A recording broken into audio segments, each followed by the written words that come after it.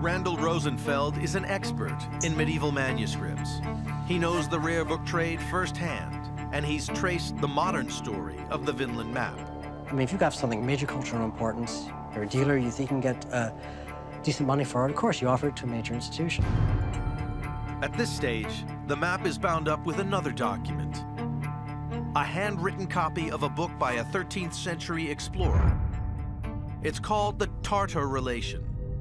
It describes a meeting between Christian missionaries and the Mongol Empire of Genghis Khan. The experts at the British Library are suspicious. The two documents don't seem to belong together. They declined to buy it.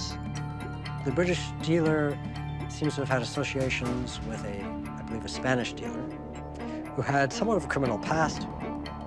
They had doubts, and their doubts were not misplaced, right? Because this thing it's unusual. So the dealer tries his luck in the US. In 1960, he's in New Haven, Connecticut, home of Yale University. He offers the two documents to another dealer, Lawrence Witten. Then, an amazing coincidence.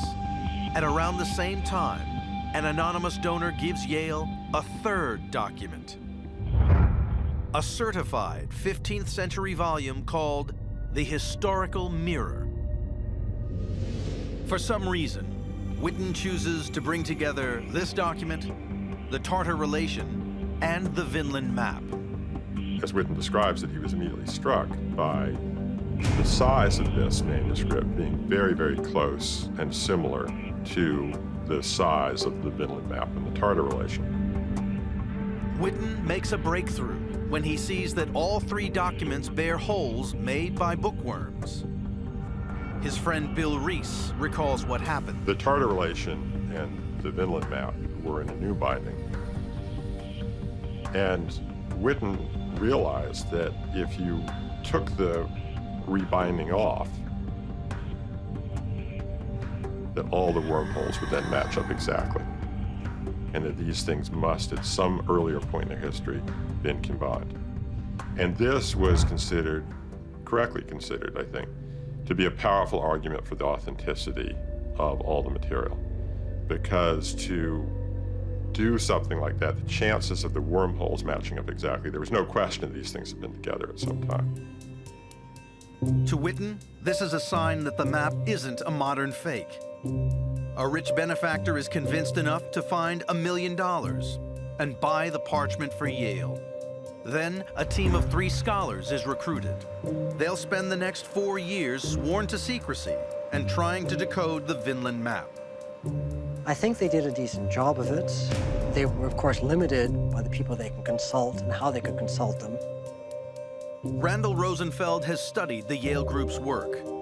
The analysis of ancient documents, his personal expertise, is about more than reading the words.